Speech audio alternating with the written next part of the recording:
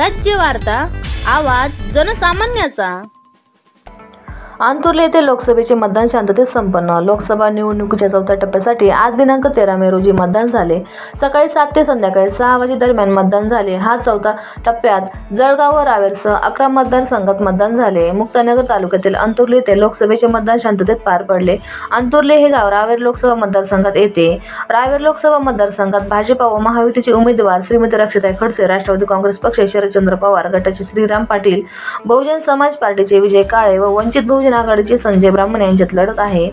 या उमेदवाराचे भवितव्य मतपेटीत बंद झालेले आहे। या लोकसभेच्या मतदानात कोण जिंकेल याचा निर्णय 4 जूनला होणार आहे। याकडे सर्वांचे लक्ष लागलेले आहे। अंतुर्ले येथील जिल्हा परिषद मराठी शाळेत मतदानाची प्रक्रिया पार पडली।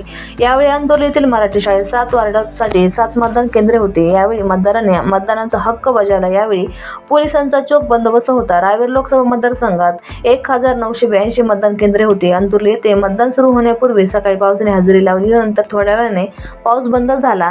नंतर 7 वाजता मतदान सुरू झाले। ज्यांना चालता येत नाही अशा वयोवृद्ध मतदान केंद्रावर नेण्यासाठी अंतुर्ले येथे ऑटोची व्यवस्था करण्यात आली होती। रावेर लोकसभा मतदारसंघात एकूण 24 उमेदवार रिंगणात आहेत। या 24 उमेदवारांचे भवितव्य मतपेटीत बंद झालेले आहे। याचा निकाल 4 जूनला लागणार आहे। याकडे उमेदवारांसह सर्वांचे लक्ष लागलेले आहे। या निकालाची सर्वांना उत्सुकता लागलेली आहे। अशा प्रकारे अंतुर्ले येथे मतदान प्रक्रिया पार पडली आहे। अंतुर्ले येथे 8,555 पैकी 5,082 मतदान झाले, म्हणजेच 59.40% मतदान झाले आहे। स्वराज्य वार्तासाठी किरण पाटील, मुक्ताईनगर, जळगाव।